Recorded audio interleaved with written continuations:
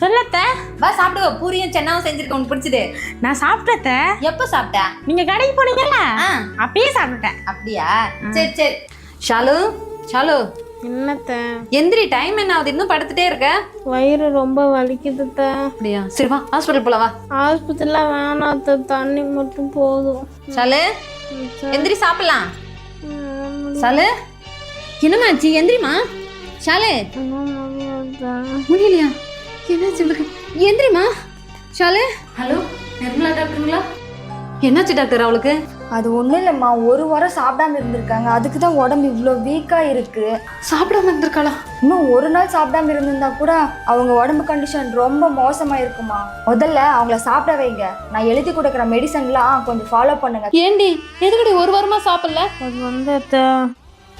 இந்தா ஏதாவது வாங்கி கொடுத்தா வேணான்னு சொல்றியா? இது கொடுத்தாலும் தின்னுடுற. இப்படியே தின்னுதான் ஆன்டி மாதிரி பெருத்து போயிருக்க. சரி சாப்பிடு. ஹலோ குண்டு பூசணிக்கா, என்னடி பண்ற? வெளியில போலாம் வரியா? அவங்க மட்டும் இல்லாத நிறைய பேர் இந்த மாதிரி தான் நீ பாடி ஷேம் பண்ணுறாங்க அத்தை. அதான் என்னால் தாங்கிக்க முடியாமல் யூடியூப்பில் பார்த்து டயட் ஃபாலோ பண்ணது. அடி பாவி, அழகுன்றது உடம்புலயே உருவத்திலேயே கிடையாது, மனசுலயும் செய்யற செயலையும் தான் இருக்கு. எவ்வளோ ஒருத்தி சொல்றான்றதுக்காக உன் உயிரை விட பாத்தியடி. இங்க பாரு, உன் உடம்பு எப்படி இருக்கணும்னு சொல்லிட்டு நீ தான் முடிவு பண்ணும், அடுத்தவங்க முடிவு பண்ணக்கூடாது. புரியுதா? சாரி அத்தை. ம்